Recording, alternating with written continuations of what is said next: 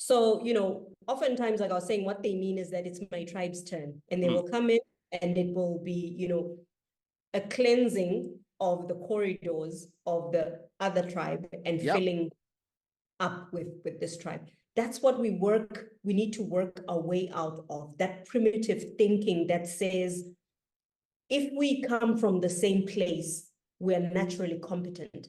But it's actually a fear-based way of thinking. It is around protecting my tenure. A leader that does that is not concerned with performance. They're not concerned with progress. They're concerned about the next term. They're concerned about how long they will stay. So they want to surround themselves with people who will protect them and will protect their tenure. Good. Yeah. That's what we need to grow out of. We need to see how do we do that? Demand and supply.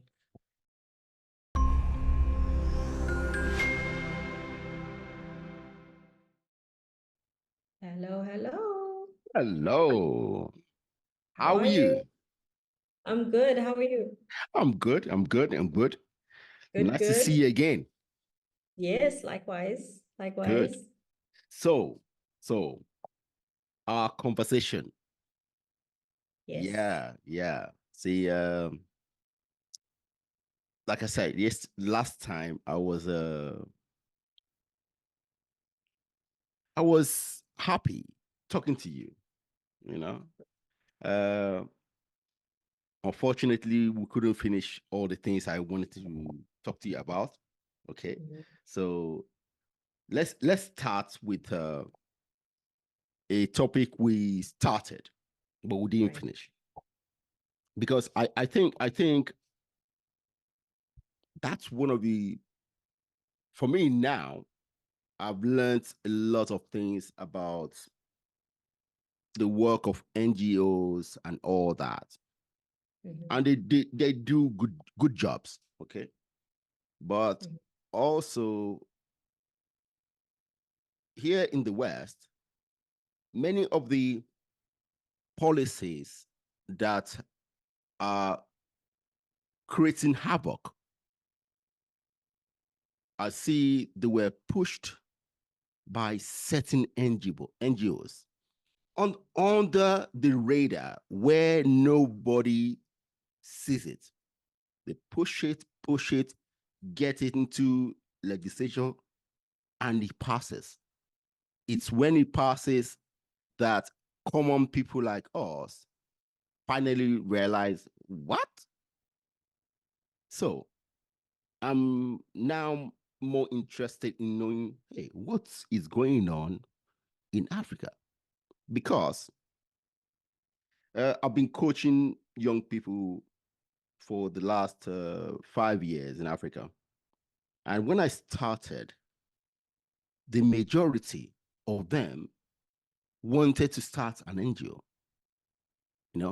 I was surprised. Why do you guys all want to start NGOs? Why don't you want to start a business, but you want to start an NGO? Maybe they see I saw that they saw it as a easy way to get funding for what they wanted to do. Okay, maybe, but in the long run, I don't think having 7 NGOs and 3 businesses in a community will solve the problems of a community. Okay, that's one. Secondly, like I said before, I don't want our community to have NGOs, especially NGOs, foreign NGOs or NGOs which are funded by foreigners with their own ideas and their agenda. Okay, so these things are things that concern me. And what do you think? What have you found in that space? Do you have a view of that?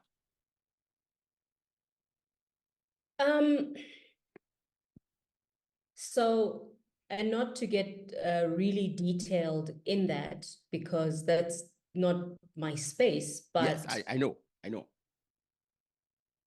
this is where the role of leading well and leading with the future as a definite plan, and not the future as something that then comes upon us without having planned for it. This is where it becomes important.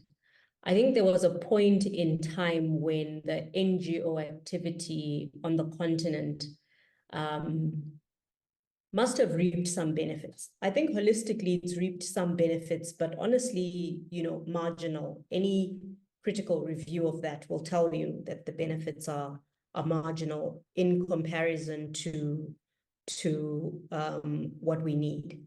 And the problem, I think, partly comes from the relationship between our leadership, and what it sees itself being responsible for. Yeah. Why in nations that are resource rich do certain countries rely on donor funding to carry their health sector? But they are exporting gold, they're exporting diamonds, they're exporting platinum, they are inviting investors from all over the world to come and take stuff. And why rely on the donor sector? Why not make decisions that are geared towards securing the nations first? Okay. So I think we can talk a lot about what NGOs do and don't do. Yeah. But I think we need to ask, what are our leaders doing or not doing? Who is opening the door? Who is closing the door? Are we measuring the impact, or do we like handouts? Yeah. Are we truly unable to close the gap in some of the needs that exist in our communities? So the question here, yes, there's a conversation to be had about NGOs, their effectiveness, whether they're there as a gateway for the foreign policy of other nations, which we know that is a fact. But the reality is that, the question becomes, what are we doing to make sure that those spaces and those gaps are not open? So it comes back to, how are we leading? And it's not just about leadership at a national level, but how is the private sector leading? You mentioned a point, for example, if you're in a community and there are 7 NGOs and there are 3 businesses, where's the capital going? What's the private sector doing about those spaces? There's a need. So when young people come up with ideas, you mentioned that, there was a time when young people coming up with ideas that are NGO related. In necessity is the mother of invention. Yep. People are seeing problems in their communities, and they're solving for the problems in their communities. And those problems oftentimes are problems that should be solved at national level. So if someone is innovating around health and around water and around access to services and electricity and so forth, there's a failure somewhere in the delivery of those things at a national level. So people are solving for day-to-day issues and solving for need and social problems.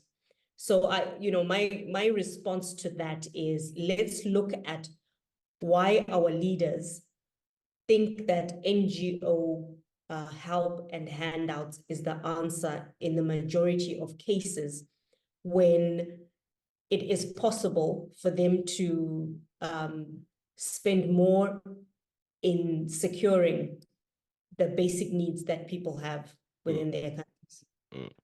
Well, see, the reason I brought this up today, and I also brought it up with my previous guest, is that it's a big deal, and like you say, our leaders need to see it and deal with it, because we don't want to be to live in the delusion for the next 10 years and only find out the impact when the deed is done. So let's move on. See, in the last few years, I've heard so many leaders in Africa, especially social leaders on the internet, okay, but prominent leaders always, let me not say always, but say this: oh, this person who have this idea or that idea is not African. And I ask a question: how do we define who an African is? How do you define who an Yes, African is? Africa is so big. You see, somehow we have gotten this thing in our head that Africa is this small place where everything is like a local culture. No. See, we Africans don't even realize how big our own continent is and how diverse it is. So when somebody says, because this person or this group of people do this, they're not African, how do we define what an African is? See, as a cultural expert, see, it's something that we need to think about. Who is an African?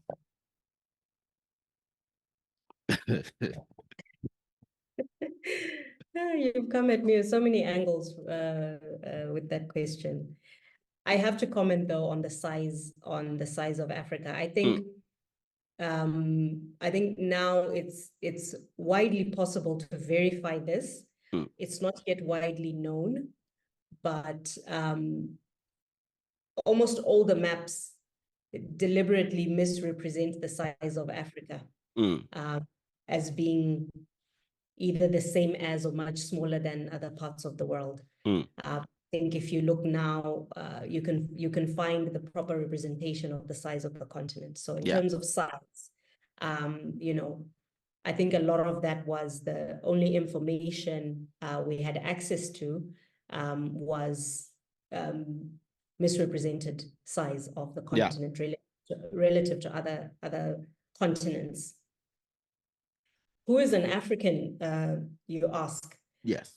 Are we asking this question from an ethnic perspective? Are we asking it from a racial perspective? Are we asking it from current laws around immigration and migrants? Because, you can say everyone who's nationalized or holds citizenship in a certain country in Africa is an African. So I think that in the current world, I mean, it's the same question as, who is British? The current Prime Minister of the UK is ethnic Indian. Yes, he's ethnic Indian. And, there's obviously a lot of conversation and had been at the time that he came in around, is he British? Who's British? But, he's British. So it depends. It depends where the question is coming from and what it is in service of. What are we looking to define here? See, like you said, are we defining an African ethnic by ethnic origin or being on a continent? See, these are the issues. You see, why for me, I say that, I mean, this is not a political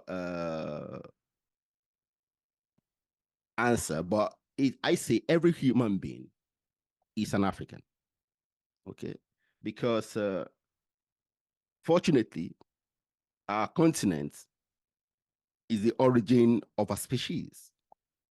Okay, now we all live all around the world, but if only we all know, if only we all can trace our journey in the world, okay, maybe after 10,000 generations, we find ourselves in maybe Tanzania or Kenya or Morocco.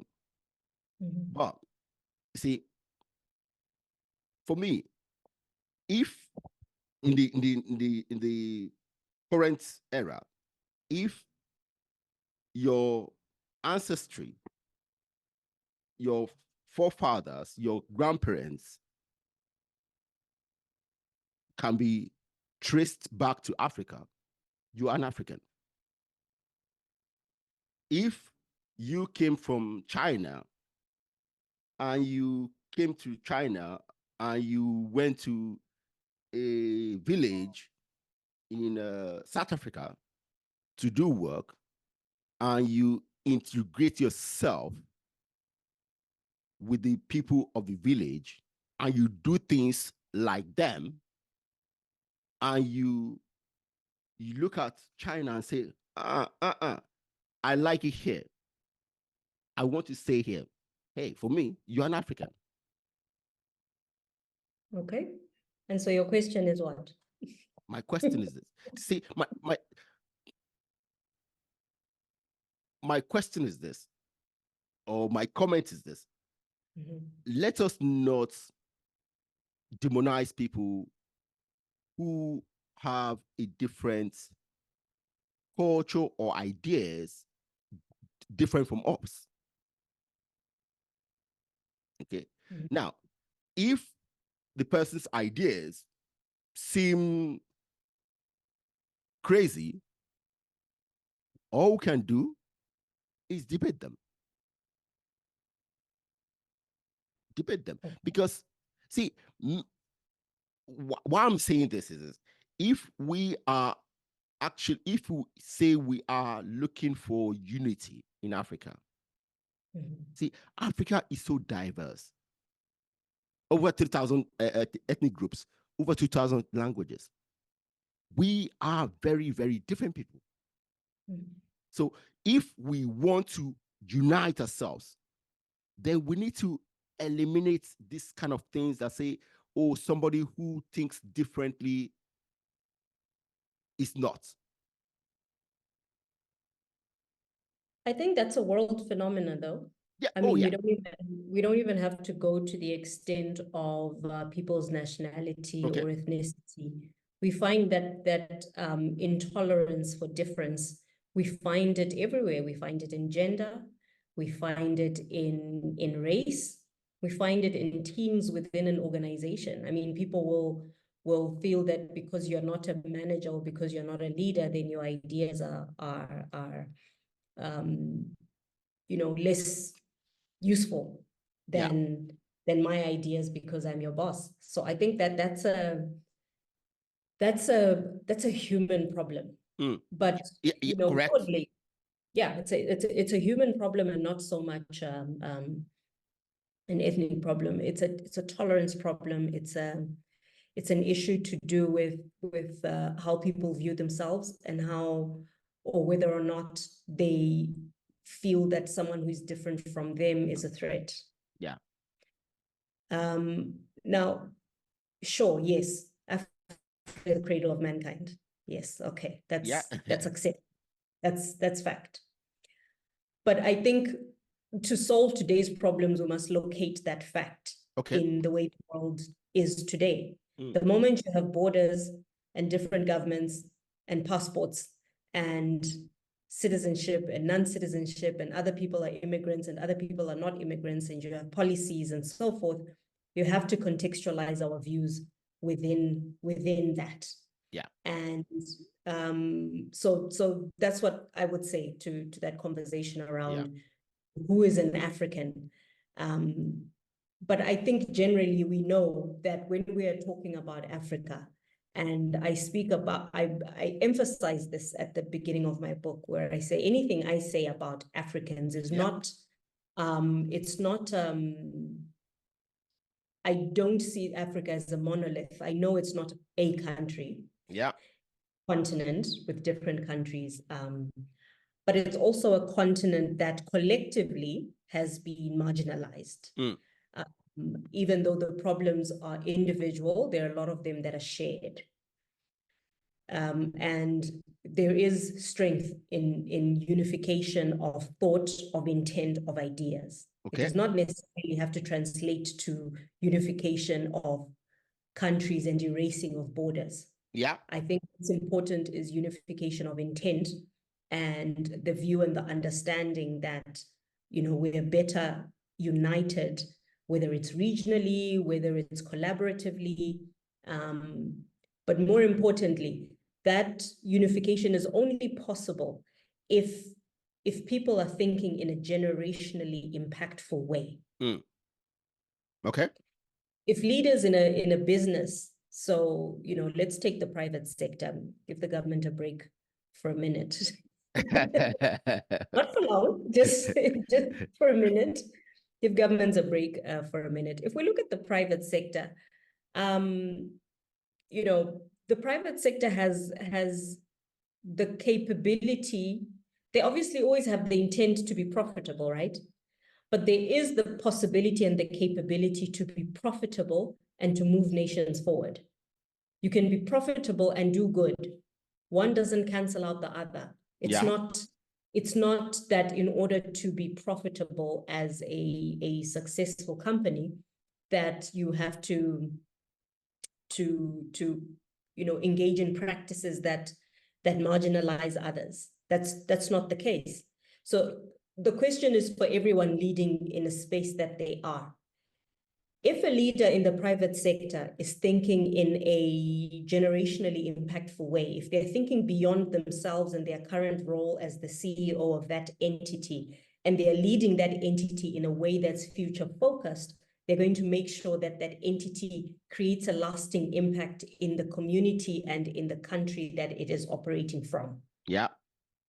If they are there thinking only of their immediate remuneration, their immediate success, and they can only ever see as far as the next set of results, they're only ever thinking of a 12-month horizon. What are my figures going to look like? What's the board going to say? Quarterly. Shareholder or quarterly, yes. Yeah. Is the shareholder going to get their dividends? They're going to keep chasing unsustainable strategies. Yeah. If they're able to take people on a long-term view, understanding in terms of what is the long game, what's the longer picture, they're likely to end up doing more good than bad. So the frame of mind that I'm focused on speaking about and pushing is to say, if we're going to get out of this cycle, as did the different African nations, because there are many who are in this cycle. And what is the cycle I'm talking about? Debt, poverty, NGO, in disproportionate investment. And when I say disproportionate investment, I mean what the country or the industry gain is disproportionate to what is taken out. Not holding investors accountable to the repairing of the environment, especially in mining and any extractive industries. So if we don't think about our decisions in policy, in government, if we don't think from a long-term, generationally impactful perspective, we're going to see a sliding back of progress across the continent, obviously to different degrees. And that's going to compromise the sovereignty of the different nations, but it's also going to compromise the availability of opportunities for young people on the continent. Fact, Africa has and will have the youngest population for some time across the world.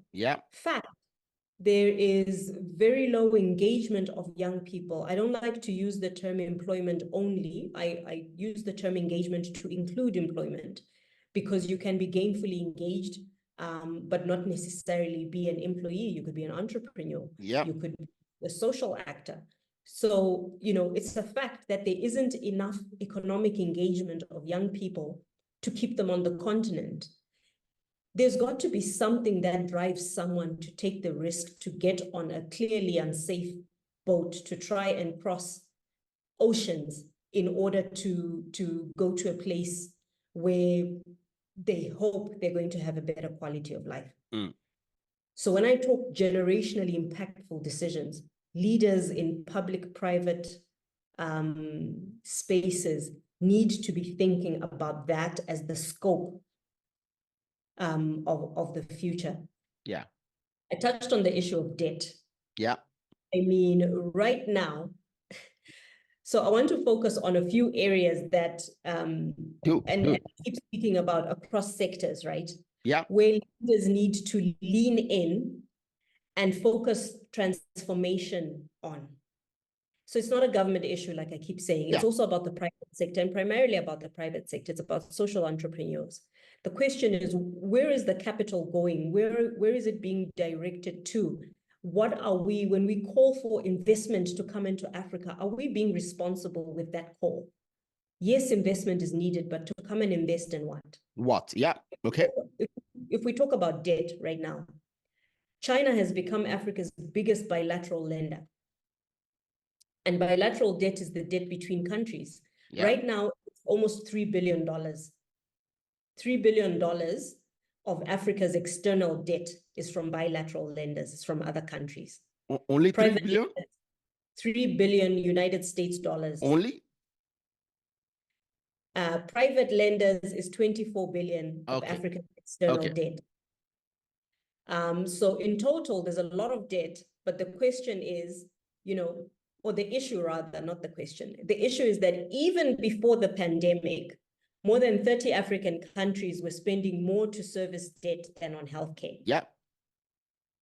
And this information or these figures these are IMF figures. Yeah. So even now, we're spending more debt to countries are spending more money to service debt than to invest in their countries. And this is these are the types of beyond now thinking that is required by leaders before taking on certain debt to solve a short-term political issue, which is usually that's what it is. That's it. You want a short-term political gain. You want a spike in your popularity.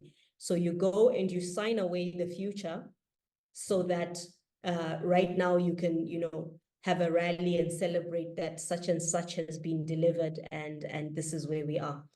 So this issue of demand and supply, which I spoke about last time, is to say that as people, we have to be demanding better of our leaders in order to see them behave differently.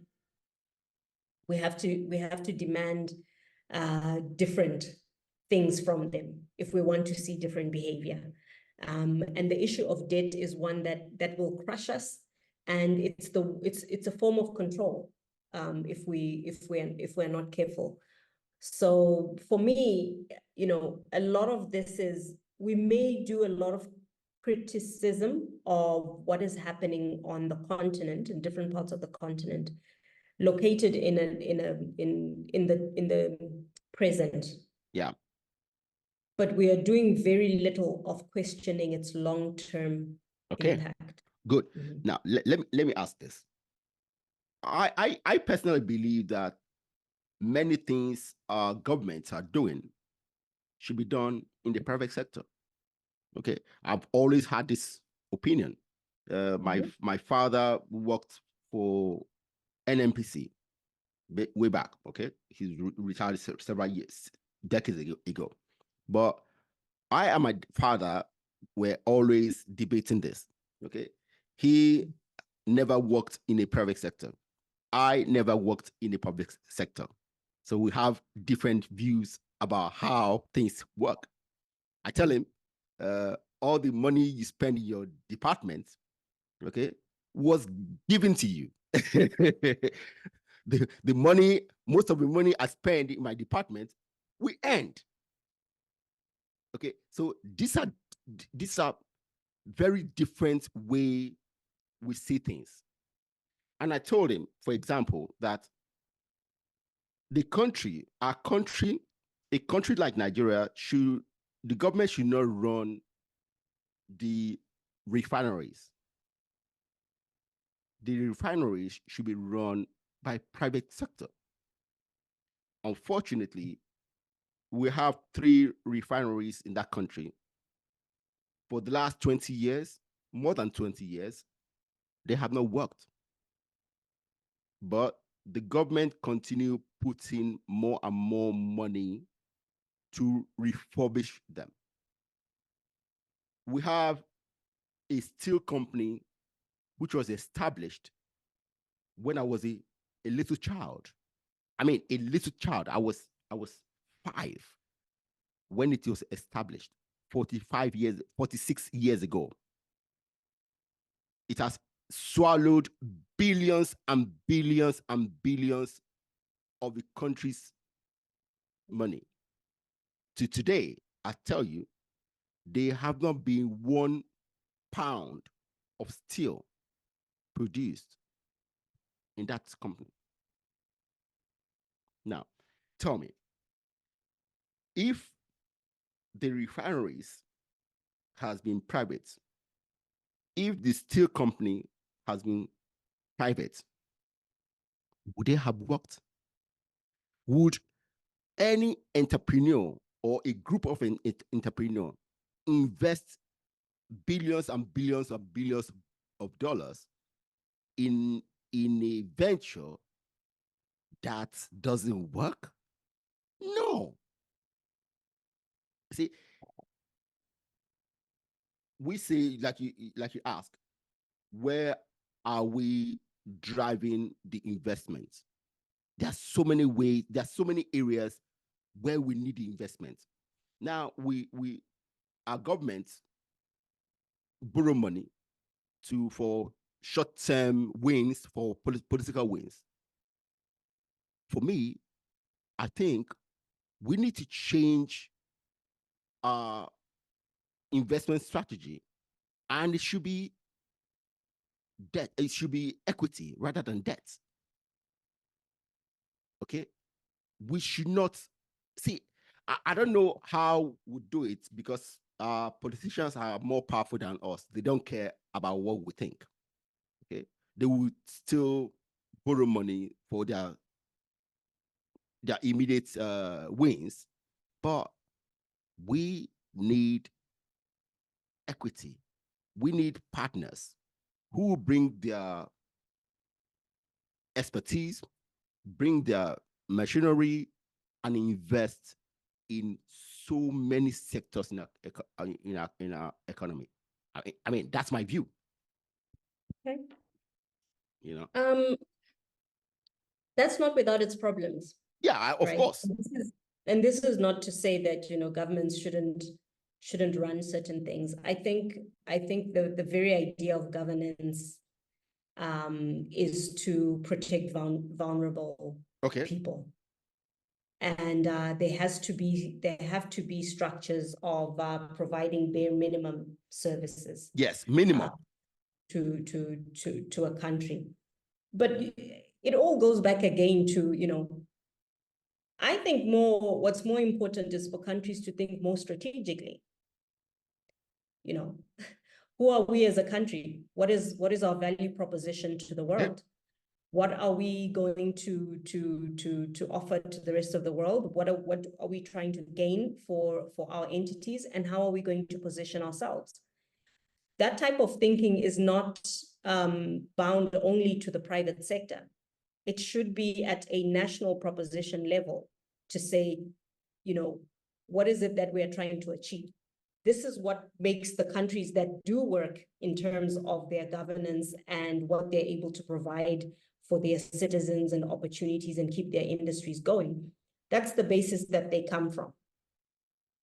So to say we should not have any parastatals, or we should not have any publicly run entities, we have to look at where you're coming from.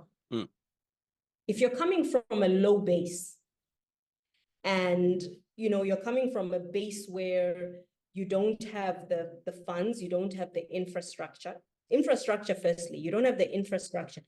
You don't have the luxury of throwing that out entirely into the private sector. Okay. But I think that the needs are so different in each country, and it depends what base they're coming from. Whether it works or it doesn't work, the reasons are to do with how it is run. Yeah. Even if it's a private entity, the question is, how is it being run? If it's a public entity, the question is, how is it being run? That's really what it boils down to. I think we've seen across the board privatization, and it's, governments should get out of this, governments should get out of that.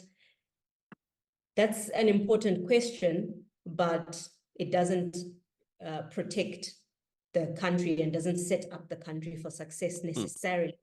Because you can invite investors across the board. You can invite them and they can come, and you can end up in deals that are not beneficial to anyone. They're not beneficial to the locals. There's no employment that's provided. There's a lot of that revenue does not stay in the country, so it's not benefiting the economy. So you can fully privatize, but end up even, doing worse damage than the other way around. Now, so I think why does that happen? Situational. Why does that happen when entities formerly run by governments are privatized and they do worse? Why? Like I said, it's all about how things are run.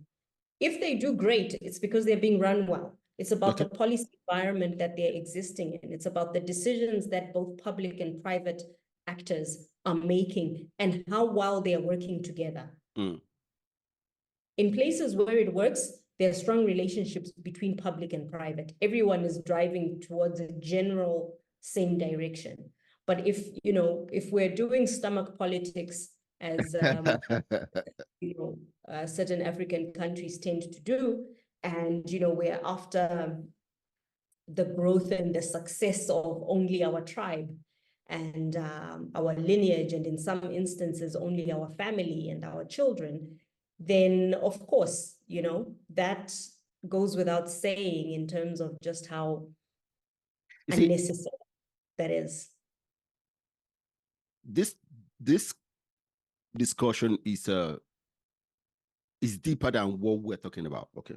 Yeah. And because of our diversity, I believe that we need to take this kind of discussions in our countries back to the ground level. The ground level for me is ethnic tribes, because it has been one of the worst thing that has happened in my country. Everything we do, we always talk about tribe. We never talk about Nigeria. We talk about geopolitical group. See, as a country, let me focus on my country. We have not sat down and say, who are we? Who are we? We only talk about who we are when we play football. I think in we also have to be fair to the history and the time it takes to work our way out of certain thinking. Yeah. If we try and rewind to the time when there were no borders that were set up, that's how we identified. Yeah, of course. Oh, I see. I understand the history, but see. Yeah, sorry. We identified purely by tribe. Let me meet your point. Meet your point. We identified purely by our cultural background. Yes. Identified as in your case, Are you Yoruba? Are you Igbo? Are you Igbo, Hausa, Fulani, or Yes, the other 300 those were tribes. the borders. Those were the borders. Yeah. That's what we have to understand. Yeah. Those were the borders. And there is a beauty in being able to celebrate your heritage and celebrate your tribe, your traditions, your culture. There's a beauty to it. Yes. Now, when suddenly someone uses a river and a mountain to say everyone who's on this side, you are now in this country, everyone who's on that side, or because these ones fought harder than those ones, and hey, you guys, you're now all going to be called this country. It takes a long time to work that out of the traditions and the history and the culture of people. So I'm all about trying to be balanced in how we either upload or Download. Yeah. I meant upload, not upload. Don't worry. I'm here. So it takes a while to work that out. Yeah. Right. That's not to mean it cannot be done. Oh, yeah. That's where the way we lead comes in. Can leaders unify people across the divides? Can you unify people across ethnic divides, across tribes, across language? What is it that makes everyone come together? And that's there's very little we can move away from in terms of what does it take? How do we lead? How do we bring people together? Because to ask people to no longer identify by tribe and by culture is unnecessary. And it takes away the base of who we are as people. I'm proud of my heritage, and there's nothing wrong. So am I. Yeah. See, yes, I'm not asking. but it should not be in service or to the detriment of other people. It should not have a superiority element to it. To say that, oh, now that I am in power and I come from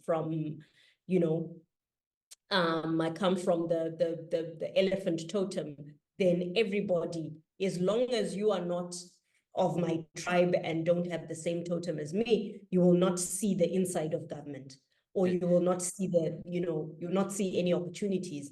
That's pedestrian and it's primitive. Okay. See, this issue is a big and long standing issue in human civilization. Okay. In the 13th century, there was a book written by a Tunisian leader, Ibn Khaldun. It's the Mokadima. But I got it. I read it. There's a concept he talked about, asabiya. That's the concept that people like to associate and do things with people of their tribe. He was talking about the divide within the region, that people, they are always fighting each other. They are always on a tribal divide. So that is what is still going on. See, in truth, in history, for two tribes to unite, unfortunately, it happens two ways. Either they trade for a long time and they merge gradually, or one conquers the other. See, the creation of states, countries in Africa has eliminated the need for us to conquer each other. Because by the time, for example, Nigeria, by the time Nigeria was created, the Fulanese were conquering from up north, and the British finally stopped them in Ilorin before they enter the southern part of towards Yoruba land. Ilorin was Yoruba land. Now it's now a mix of Hausa, Fulani, Yoruba. Okay, so the point is this: this thing I'm talking about is that yes, it's nature, but because we I don't know, fortunately or unfortunately, have emerged into countries. Now our leaders need to sit down and say, okay, we have emerged. Either we want to remain merged as one country, or we want to go our separate ways. If we want to remain united country as a country, united country, then we need to find values to tie us together. Now, that's what I say we haven't worked on. We haven't deliberately worked on. And as if we continue waiting for the natural circle to walk through the difficulty and differences, it will take us another 2,000 years. I mean, look at Europe. They did that. It took them over 2,000 years to today. They're still doing their thing, but we haven't done what they did. Well, what they did is not a standard of excellence. Okay. Europe and the West are not a standard of excellence. And I say that to say that, I think people should decide what's best for them. And when you have a responsible leader who knows the importance of uniting people, who knows the importance of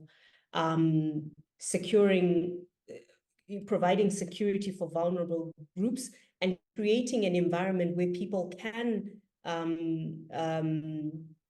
where economies can thrive. I'm not suggesting any IST. I'm not suggesting capitalist, socialist, communist. I'm saying, drop all of those and let's just look at the humanity of things. Each country or each place needs to first take stock of where they are, what base are we coming from, what wrongs need to be righted. So here's the challenge. Unification sometimes, why it doesn't work, is that the pressures that often come from the powers that be, and these powers that be will be the people who are holding the pocket, whoever that is. In today's world, that's what the powers that be is, where people will say, oh, this happened, forget about it and move forward. There are certain things, there are certain wrongs that need to be righted in order to allow countries to move forward, or in order for people to move forward. Wrongs that need to be righted sometimes are as important, but also simple to do, like acknowledgement that certain things happen. Okay. Wrongs that need to be righted sometimes include things like land redistribution. Okay. Wrongs that need to be righted sometimes include things like walking back certain agreements that were made irresponsibly in the past, but continue to hamstring entire nations. Wrongs that need to be righted are any ingrained prejudices that are built into systems, that are built into laws. For example, if we take gender equality, at the current pace of progress in terms of making laws equitable on the continent, obviously to different degrees, but at the current pace, at the current rate of progress, it will take up to 286 years to close the gap in legal protection. Give me examples of areas we need to work on. Okay, I was going to finish the sentence. Okay. So it will take up to 286 years to close the gap in legal protection and discrimination. So say, for example, if I'm talking about gender equality, it can, go as far wide as property laws.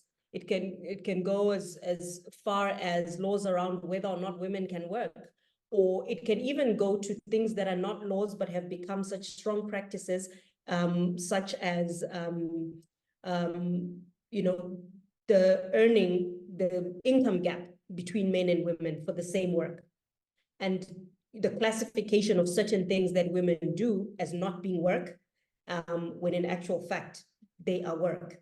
So, when I talk about there are certain wrongs that need to be righted, it's not just about drawing a line in the sand. Progress is not just about drawing a line in the sand and moving forward and forgetting the impact of the legacy on the future. So this is why responsible leadership is so critical, because it has to take into account the collective emotional place that people are, and make sure that when you're leading, you don't further ingrain prejudices that exist. Okay. A lot of people will come into office, if we go to politics, they'll come into office on a ticket of, oh, there needs to be, tribalism is bad, and, it has to be balanced, etc. What they're basically trying to say is, it's my tribe's turn now. My current president say Emilio Con. That means it's my turn. Imagine. Yeah.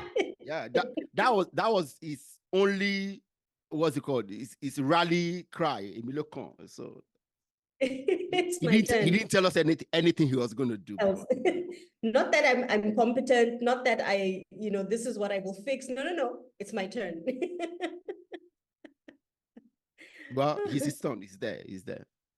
Yeah. I once heard a version of that years ago, on a consulting project, where I heard the statement that I'm due for promotion. Okay.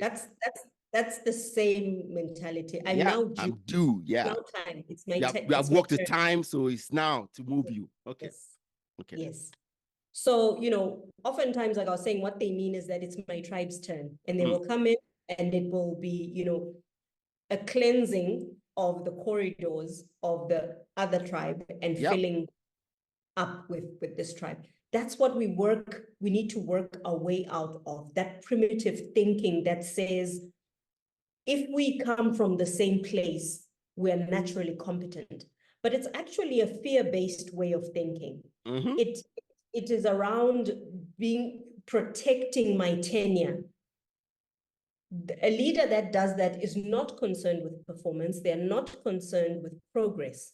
They're concerned about the next term. They're concerned about how long they will stay. So they want to surround themselves with people who will protect them and will protect their tenure. Yeah. That's what we need to grow out of. We need to see how do we do that? Demand and supply. So it's up to us, the people who are not in the leadership positions, for us to start demanding better quality of leaders.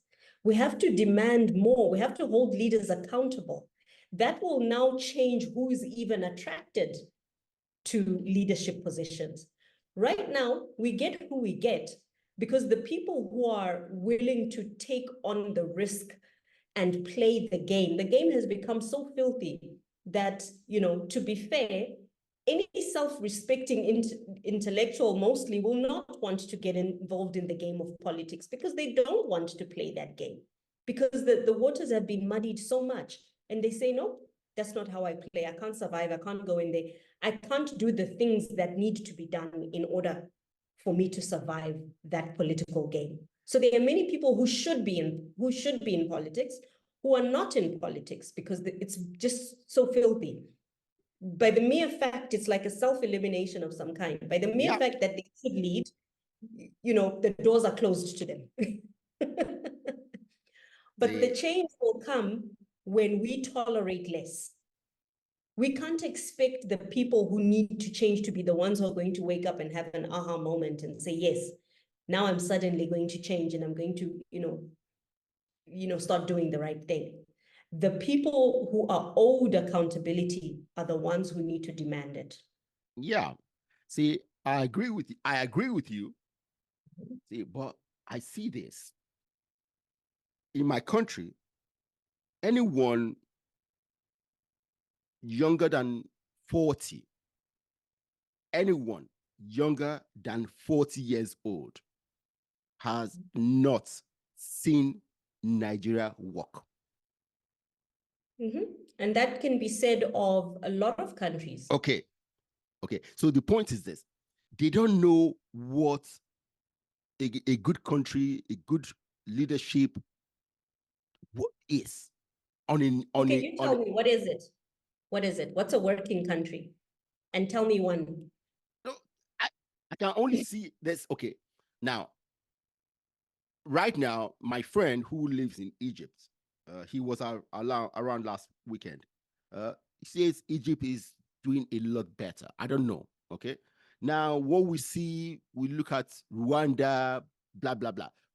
Another friend of mine he has his own issue with the tenure of the president and all that.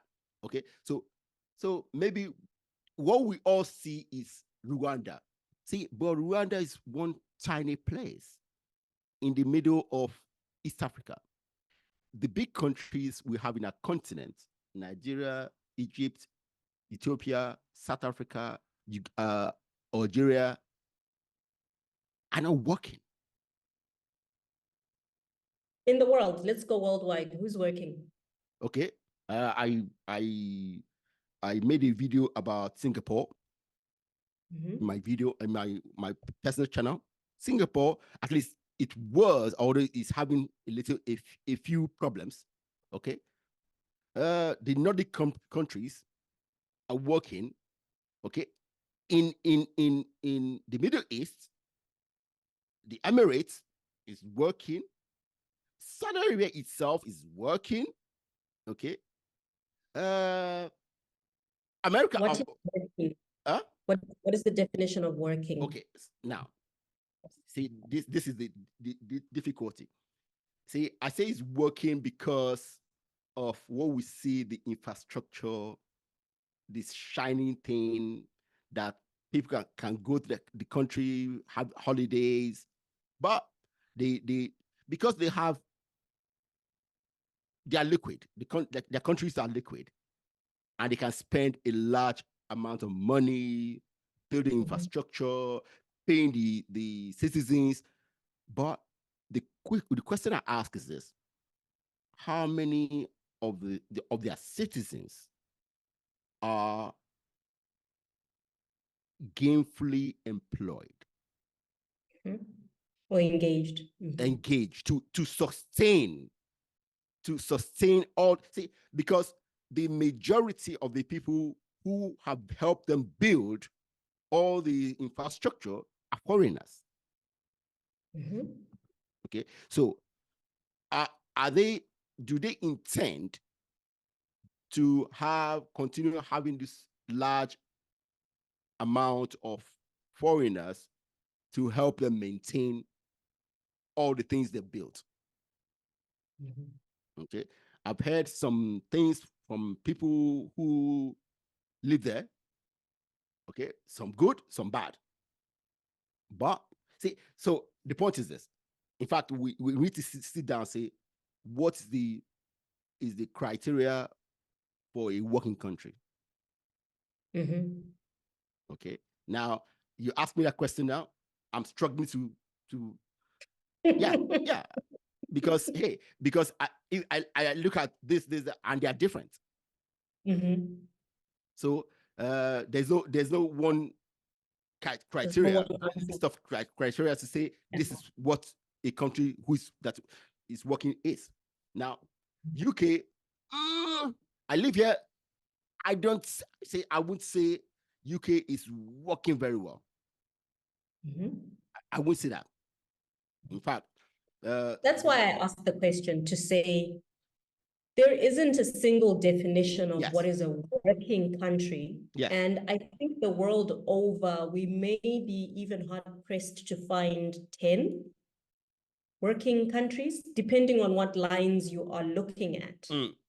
And working for who is also the question. And who is judging, in fact? Who is asking the question? You see, it takes us down a rabbit hole. When other countries say Africa doesn't work, or Africa is poor, or whatever, who's asking the question and where are they standing? What is the yardstick they're using for measuring? I would much rather start it from a hierarchy of needs, if we will. Yeah. If you take a country, and if we take even Maslow's hierarchy of needs, in the first rung, that first band, are those needs secured? Right? So each country is on hopefully on a continuum of growth. There are others that have been circling in the same place for decades. You said, if someone is under 40 in Nigeria, they've not seen Nigeria work. But the question would be, what was a working Nigeria? Because what seemed to be working then may not be acceptable today as being called working. Well, right? Back then, for example, we have constant electricity in the cities. Right now, the city, you can't even have 12 hours of electricity. Exactly. That's it. I mean, something. That's why I'm saying that we have to look at working on a continuum of needs. So firstly, are the basics secured? If a country is running around the world talking about mega deals and this and that, the other, but there isn't security of basic needs in that economy, then they're masquerading way outside the area of focus that they need to be. When a country has secured one rung or those basic needs, they can move and progress into the next rung of needs or of aspirations until they get to a self-actualization or position. And oftentimes what we see is people trying to jump levels. They want to self-actualize and all of that, but the basic needs are not taken care of. Well, the as long as you have the majority. Sorry? Security is the lowest basic need. And yes, security, quality of life, the basics today, they should be nowhere in the world where electricity is an issue or a challenge, because the options are more now than they ever were before, especially on the continent. The opportunities are great for us in as far as what we can do, but it's an issue of prioritization. It's a matter of prioritization. What are the national priorities of the country? Are we bringing in leaders that are leading with their stomachs, or are we bringing in leaders that are leading with a national desire? Takes us back to the demand and supply issue. We don't demand better, we get what we get. I agree with you. See, I can sit down with you, continue hashing out all those things, asking more questions, yeah. So me, I'm always reading. Okay, your book, I've started, I haven't finished because your book jumped, okay, went to the top over some other books that came before it, but I'll get through it. So I want you to please recommend 5 books to my audience. This is one. Okay, so tell us a little bit, just a short version. Tell up my audience what is again, okay, so that it will be the first one, and then give us 4 more. Okay. So if you want to know what will transform leadership in Africa, you got to read my book. Yeah. Which is called Leading Beyond Now. Yeah. The 5 commitments that will make Africa thrive. And in it, I speak about the shift that will require is leaders who lead from a deep commitment to seeing certain outcomes. And I speak about the 5 things that they need to commit on. And these 5 commitments for Africa to thrive, and not just Africa, these are applicable in thriving of any situation. The first commitment is to be a worthy custodian. So take good care of that which you have custody over, to the extent that it exceeds the expectations of those who gave you the custody of that. So it's be a worthy custodian. The second commitment is to be responsible with influence. The third commitment is to curate wise counsel. Yeah. The fourth commitment is to be curious. And the last commitment is to tether oneself to noble values. Good. So that's the first recommendation. Yeah. Is my My second recommendation is a book by Isabel Wilkerson. Okay. Titled Caste. Caste. Yes, C-A-S-T-E. Okay. The origins of our discontent. In fact, Isabel Wilkerson. Caste. Okay. Caste. The lies that divide us. And basically, Isabel Wilkerson speaks about the caste system, where it comes from, and how it's more insidious than racism. So I implore anyone to read this book, because we often get hung up on racism being our issue. But even in places where our issue is not racism, our issue is the caste system. Okay. So I'll define in her words what caste is. Yeah. Caste is insidious and therefore powerful, because it is not hatred. It is not necessarily personal. It is the worn grooves of comforting routines and unthinking expectations, patterns of a social order that have been in place for so long that it looks like the natural order of things. Okay. So that's my first recommendation. You can see all my books are dog-eared. Wow. So you mark it as you read. That's good. Yes, the book belongs to me. I can do what I like. My second recommendation is The Tyranny of Growth. Interesting. It's written by Malcolm Ray, and he's a South African writer. So, an African writer on here. Tyranny of Growth, Why Capitalism Has Triumphed in the West and Failed in Africa. Interesting. I would like to read that. Yes, this is an outstanding book. And, here, if you really want to understand what has happened and why African economies are where they are and the history behind it, if you enjoy taking a deep dive, I would definitely read that. I would get it. I'll get that book. See, I've been asking people to recommend African authors for non-fiction books. See, so all my recommendations right now for today are non-fiction. Yeah. My next recommendation is Anti-Fragile. Okay. By Nassim Nicholas Taleb. Things that gain from disorder. Anti-fragility is my favorite philosophy. Okay, favorite makes it sound trivial, but it's a profound philosophy. This book, Anti-Fragile. is mind shifting. Okay. Anti-fragile, things that gain from disorder. So again, it's a bit of a Bible for me. The last one that I will recommend is called Corruptible. Ooh. Who gets power and how it changes us. Okay. Ooh. And this book is written by Brian Klaas.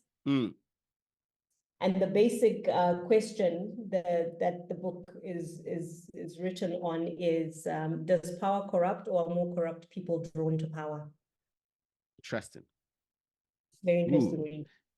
See, So those you are my 4 recommendations. plus yours. Of course, mine is the first. Okay. So today those will be my recommendations. good. Thank you for that. So see, let's just take a little detail back there. See, I said I wrote this down. He said, from where we are as a continent and people, how do we drive the transformation that the world needs? Mm-hmm. Yeah. See, because I believe Africa is the next place. Okay. So I believe that next in terms of what? In terms of contributing intellectually to the growth and progress of the world. Mm-hmm. Now, are we doing that at the moment? No. Mm-hmm. But the world has seen and used the knowledge and the drive from China, from rest of Asia, from Europe, from the Islamic kingdoms before Europe. Now it's time for Africa. Mm-hmm. So how are we going to do that? So we have something that some parts of the rest of the world have, which is a strong cultural base. So countries that have got strong cultures in terms China, of Japan. You have your Middle East, you have the East. Middle East, yeah. Let's say the East. Yeah, okay. And Africa have got very strong cultural norms that drive behavior, or should drive behavior. I think the disruption that came in our cultural norms kind of put that out of balance in terms of how much we believe that it is useful. Because what happened is almost a wholesale discounting of our ways and who we are as people, that we had to lose completely who we were and assume a new identity. And in doing so, we lost to some extent our ways, our basic humanity, like our code of how we are. I think that's not all lost. The world needs to find itself if it's going to survive. Earth needs to find itself. The inhabitants of Earth, the most powerful, but the most powerful inhabitants of Earth are humans, but they're the most useless inhabitants. Oh. Yes. Really? Yes. Without human beings, nature will just carry on. Yes. And continue. And yes. It will we are part of nature. We are part of nature. Yes. We are part of nature, but we're a misfit. We've now made ourselves. No, I don't agree with you on that. Let me finish my quote. Oh. Our current behavior, yeah, is a misfit of nature. What we have become on a larger scale is destabilizing nature. We only have to look to what we've done to the climate and to Earth to see this, right? So when I say Earth needs to heal itself, what I'm trying to say is we need a shift in how we look at each other, how we look at resources, and how we look at Earth. When human beings stop seeing Earth as its servant, just an extractive thing, and when we hold that, go back to respecting nature and Earth and each other, we're going to heal the world. Now that sounds woo-woo, and yes, I'm all about woo-woo, because woo-woo makes the world go round. Ooh, okay.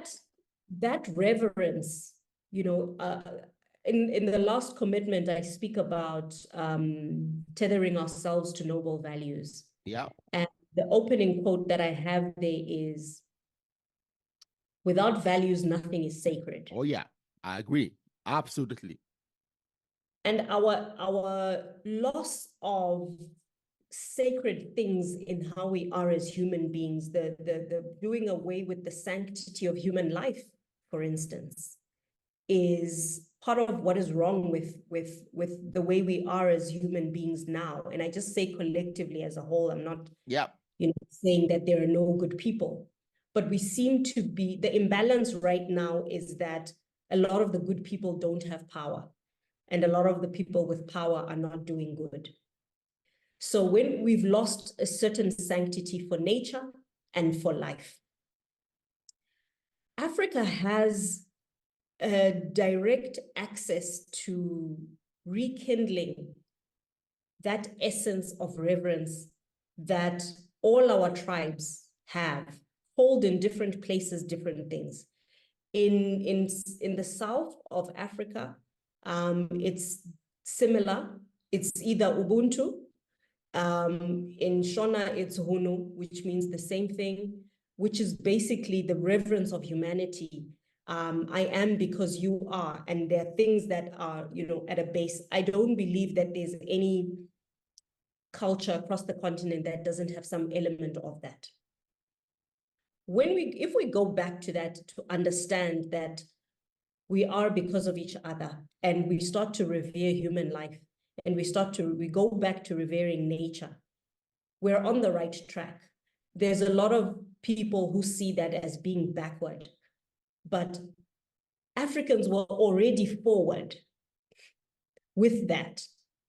Africa, when the West met Africa, didn't have the technology, didn't have the gadgets, didn't have guns, didn't have all those things.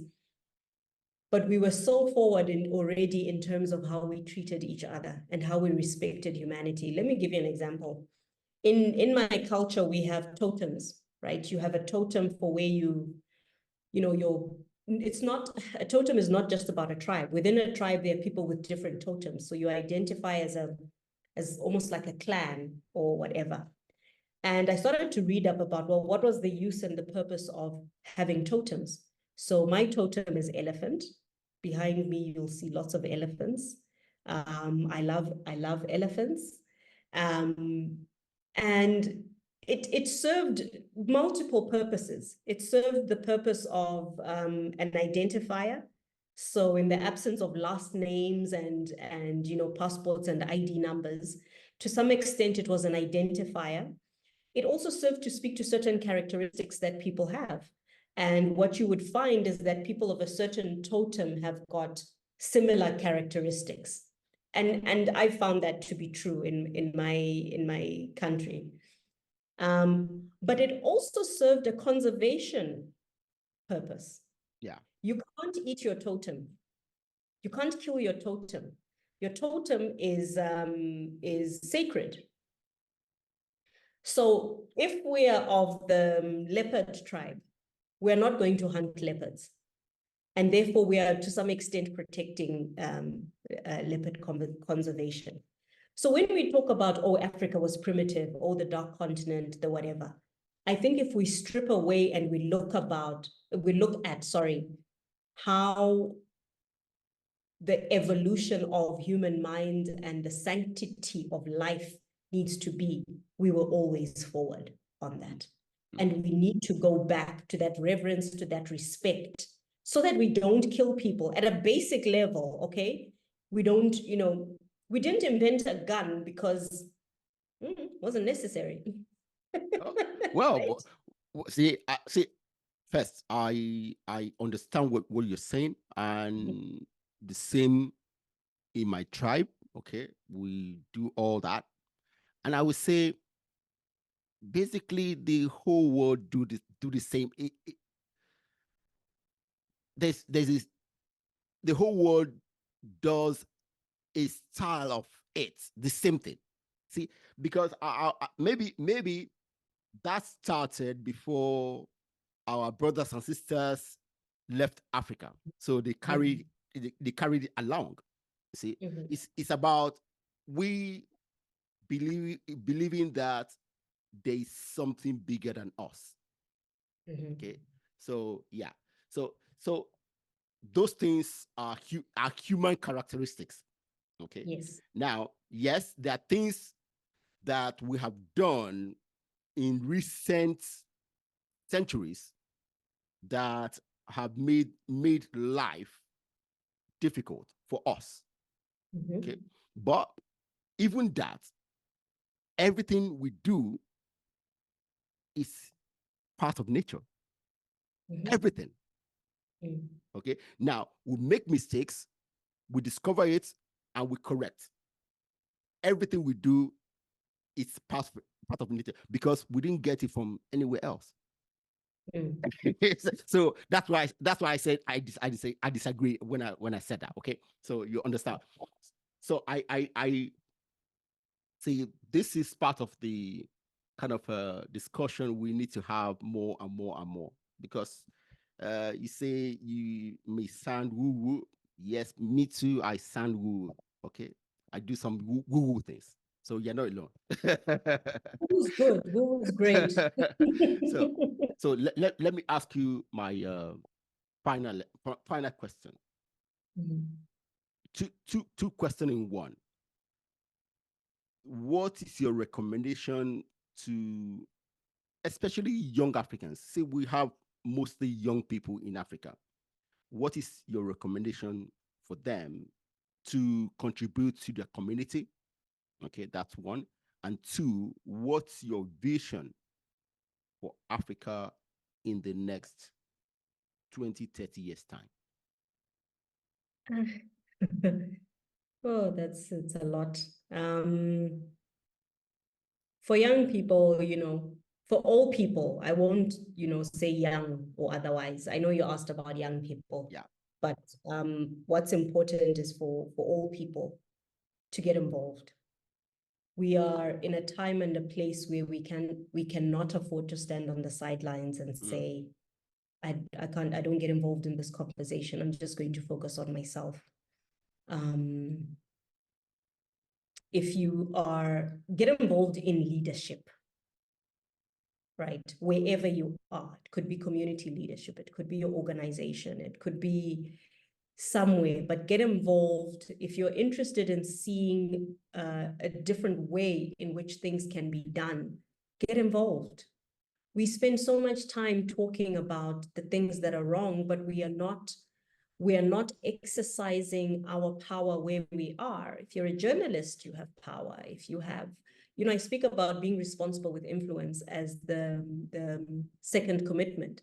Yeah. If you have an audience, you have power. Yeah. So wherever you are, whoever you have influence on, use it responsibly, use it wisely, use it to help more people come to the realization that we need to commit to a more sustainable way of being, of living, and of treating each other. Great, great, great. Thank you for that. All right. Yeah. So, and if that happens, then the Africa of 20 years from now will be a highly emancipated place, a place that's safe and secure for people to be, very prosperous, and not at the expense of other people. If that doesn't happen, and together with some of the things that are happening now, if they don't stop, Africa may still be a prosperous place, but not necessarily for our benefit. Wow. See, I think you are doing something. You want me to invite you back, and I think I will.